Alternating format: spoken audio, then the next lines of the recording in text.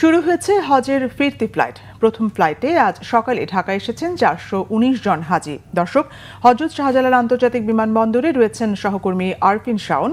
সরাসরি যাচ্ছি সেখানে। শাওন, প্রথম হজ ফ্লাইট কখন এসেছে, হাজিরা কি বলছেন?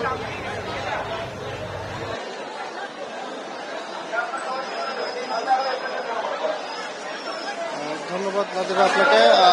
হযরত শাহজালাল আন্তর্জাতিক বিমানবন্দরে এখন আছি। এখানে কিন্তু প্রথম হজ ফ্লাইট বাংলাদেশে এসে পৌঁছেছেন এবং ওই ফ্লাইটে কিন্তু 419 জন হাজিদেরকে নিয়ে সৌদি এয়ারলাইন্সের একটা ফ্লাইট বাংলাদেশ অবতরণ করেছে এবং ইতিমধ্যে কিন্তু হজ যাত্রী যারা আছেন তারা কিন্তু বিমানবন্দর থেকে বের হতে শুরু করেছেন এবং তাদের যে পরিবার পরিজন আছে তাদের জন্য অপেক্ষা করছিলেন।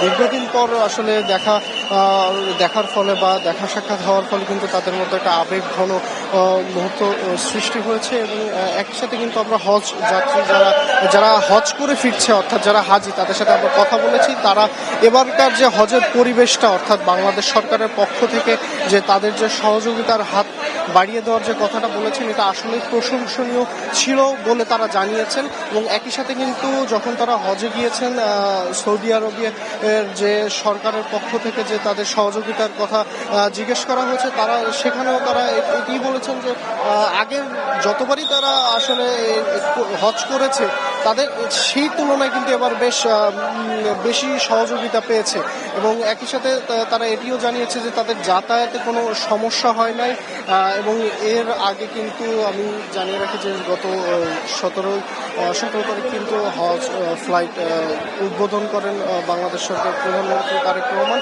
এবং তারপরে হজের জন্য যাত্রীরা বাংলাদেশ ছেড়ে যান এবং পরবর্তীতে হজ শেষ করে আজকে। শাওন, আপনাকে ধন্যবাদ। দর্শক, হযরত শাহজালাল আন্তর্জাতিক বিমানবন্দরে ছিলেন সহকর্মী আরফিন শাওন।